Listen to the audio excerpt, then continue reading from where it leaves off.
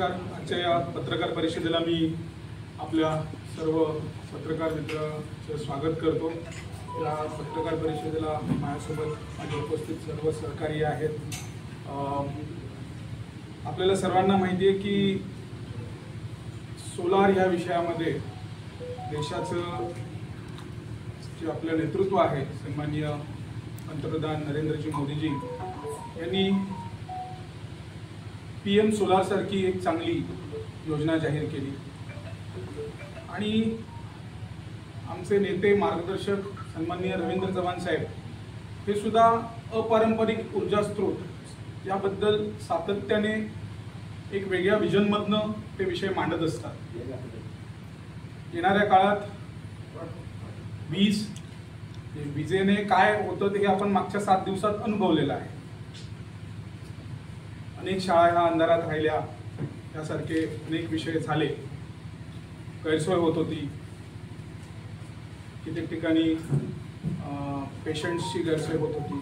त्यामुळे येणाऱ्या काळामध्ये विजेचं होणारी मागणी आणि विजेचं होणारं प्रोडक्शन ह्या अनुषंगाने सोलारच्या बाबतीत एक ब्रॉड भूमिका ही देशस्तरावरती सन्माननीय पंतप्रधानांनी घेतली आणि त्याच भूमिकेतून राज्यात असू दे किंवा या संपूर्ण आपल्या जिल्ह्यात असू दे माननीय रवींद्र चव्हाण साहेबांनी सुद्धा एक विजनरी अशी भूमिका या बाबतीत मांडली आणि त्यांचीच प्रेरणा घेऊन आम्ही सिंधुदुर्ग जिल्ह्यात पहिल्यांदा जिल्हा परिषदेच्या आपल्या 11 शाळा सावंतवाडी तालुक्यातल्या जिल्हा परिषदेच्या 11 शाळा ह्या ऑफ ग्रीड रूफटॉप सिस्टममध्ये घेत आहोत आणि ह्यामार्फत ज्या शाळा असतील ऑफ ग्रीड रूफटॉप सिस्टम म्हणजे थोडक्यात जर सांगायचं असेल तर शाळांच्या वर्गखोल्या ह्या ऑफ ग्रीड सिस्टमने सोलार ऊर्जेशी जोडलेल्या असतील, ज्यातून कधी समजा लाईट गेली तर त्या सौर ऊर्जेच्या सिस्टमवरती त्या शाळा चालू शकतात.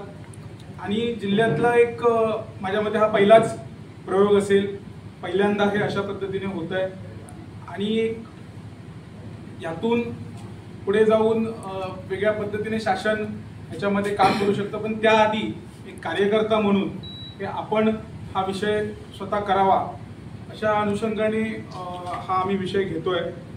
सावंतवाडी तालुक्यातल्या 11 शाळांची जिल्हा परिषदेच्या शाळांची यासाठी आम्ही निवड केली आहे. ह्याच्यामध्ये ह्या जर योजनेला जर आपण म्हटलं तर ह्याला म्हणतात off grid rooftop solar system. Off grid rooftop solar system. Rooftop solar system ह्यातून शाळांची सोलार बेस्ड एनर्जी त्यांना वापरता येईलच. म्हणजे वीज म्हणून रूफटॉपवरती जे सोलरने वीज तयार होईल ती त्यांना वापरता येईलच. पण त्याशिवाय शाळांची जी विजेची बिलं आहेत ना ही यामुळे कमी होतील, त्यामध्ये फरक येईल. त्याच्यामध्ये सोलर पॅनल्स असतील, इन्व्हर्टर सिस्टम असेल आणि त्याचे बॅटरी पॅकेज असतील आणि सोलर मोड आणि सोलर ग्रीड अशा वेगवेगळ्या मोडवरती ही यंत्रणा काम करेल.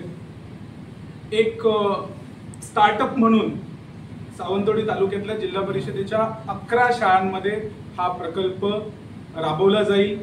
ह्या प्रकल्पाच्या अंतर्गत ज्या शाळा निवडल्या जातील त्याचं लवकरात लवकर काम सुरू होईल आणि लवकरच आमचे नेते सन्माननीय पालकमंत्री महोदय यांच्या हस्ते हे नवीन एक युनिक असा त्याचं उद्घाटन करता येईल किंवा लोकार्पण करता येईल. या सावंतवाडी तालुक्यातल्या शाळा या सगळ्या जिल्हा परिषदेच्या शाळा असतील आणि आम्ही शक्यतो म्हणजे ज्या शाळांच्या पटसंख्या जास्त आहेत अशा शाळांना प्राधान्य देऊ.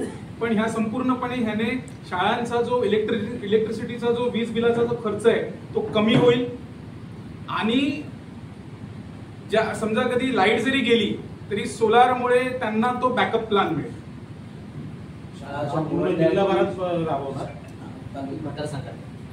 एक हे पहिल्यांदा होत आहे त्यामुळे प्रायोगिक तत्वावरती आम्ही हे स्टार्ट करतोय.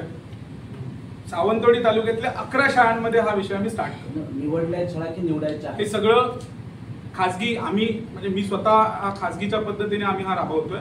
एक युनिक प्रकल्प असेल, युनिक पायंडा असेल, जिल्ह्यातला पहिला प्रकल्प असेल. शालेय शिक्षण मंत्री आपल्या सिंधुदुर्ग जिल्ह्यातले आहेत आणि महत्वाचं म्हणजे या सावंतवाडी मतदारसंघातले आहेत आणि त्यांच्याच मतदारसंघात सावंतवाडी ह्या 11 शाळा तुम्ही घेतलेल्या आहेत. त्यांच्याशी काय या म्हणजे शालेय शिक्षण मंत्री म्हणून त्यांच्याशी काय चर्चा वगैरे झालेली आहे? नाही, हा विषय हा युनिक आहे.